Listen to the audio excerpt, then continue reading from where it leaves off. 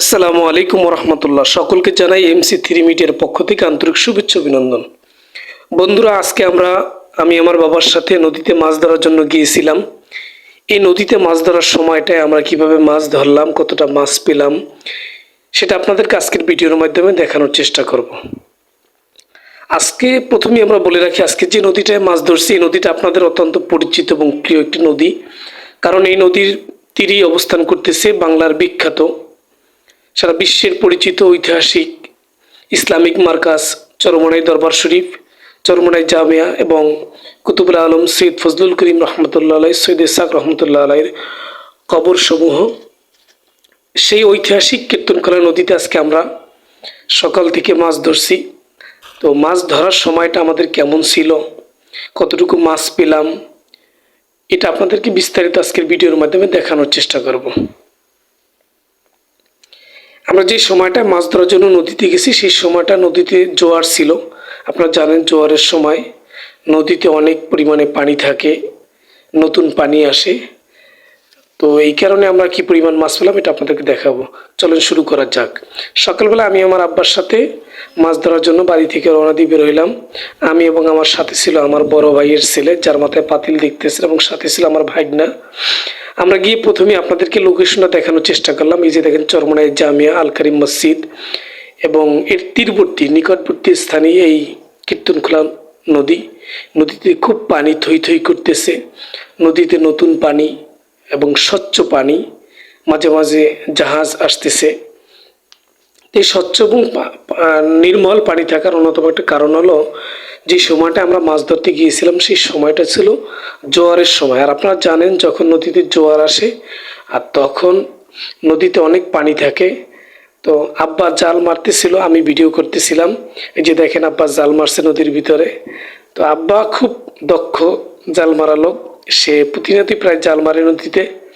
এটাকে আমরা জাহি জাল বলি, অনেকে খেপা জালও বলেন, বা অন্যান্য এলাকায় কী জাল বলে আমি সঠিক জানি না। আপনার এলাকায় যেই জাল বলে সেটা কমেন্টের মাধ্যমে জানাইতে পারেন। তা আমরা অনেকক্ষণ পর্যন্ত জাল মারলাম। এই কীর্তনখোলা নদীর সাথে আমার জীবনটা ওতপ্রোতভাবে জড়িত। কারণ এই নদীর অনেকটা অনেকটা ভয়ঙ্কর রূপ আমি দেখেছি, আবার এই নদীর শান্ত রূপও আমি দেখেছি। আপনারা বলতে পারেন ভয়ঙ্কর রূপ কি? আমি আমার জীবনের স্মৃতিতে এমনও ভয়ঙ্কর রূপ দেখেছি। রাত্রে ঘুমিয়েছিলাম ঘরের ভিতরে, সকালবেলা ঘুম থেকে জেগে দেখি নদী আমার ঘরের একদম নিকটবর্তী, হয়তোবা আর 2-1 হাত দূরে নদী, যে এখনই ভেঙে পড়ে যাবে এমন স্মৃতি আমার সাথে এই নদীর সাথে আছে। আমি এই নদীতে আপনার ট্রলার ডুবে যেতে দেখেছি, সেই ট্রলার ডুবে যাওয়া মানুষের কান্না দেখেছি। কারণ এই নদীর তীরই আমার জন্ম, এই নদীর তীরই আমার বেড়ে ওঠা। জীবনের অনেকটা সময় নদীর পাশেই কেটেছে। আজকে সে নদীতে আব্বার সাথে মাছ ধরতে গিয়েছিলাম। আমিও জাল মারার চেষ্টা করলাম, যদি আমি ভালোভাবে জাল মারতে পারি না বা মাছ ধরায় অতটা দক্ষ আমি না, তারপরও চেষ্টা করলাম একটু পুরনো স্মৃতি নিজের ভিতরে উপলব্ধি করার জন্য। পুরনো স্মৃতি বলতে এই নদীতে অনেক মাছ ধরছি, কারণ এই নদীর পাশেই আমার বসবাস ছিল, আমাদের বাড়ি ছিল এই নদীর পাশেই। আমি আমার বাড়ি এই নদীতে বিলীন হয়ে যেতে দেখেছি। তো সেই হিসাবে একটা আমার ছোটোবেলার স্মৃতি। এবং সাথে সাথে যখন চরমোনাই জামিয়াতে পড়তাম তখন এই নদীতে অসংখ্যবার মাছ ধরেছি, গোসল করেছি। বৃহস্পতিবার হলে সকালবেলা বন্ধুদেরকে সাথে করে নিয়ে এই যে চরের পাশে মাছ ধরতে বেরিয়ে যেতাম। তখন আমাদের এই জাহি জাল বা খেপা জাল যেটা বলেন এটা ছিল না। এটা তখন বাড়ি থাকতো, আর আমরা আবাসিক থেকে পড়াশোনা করতাম।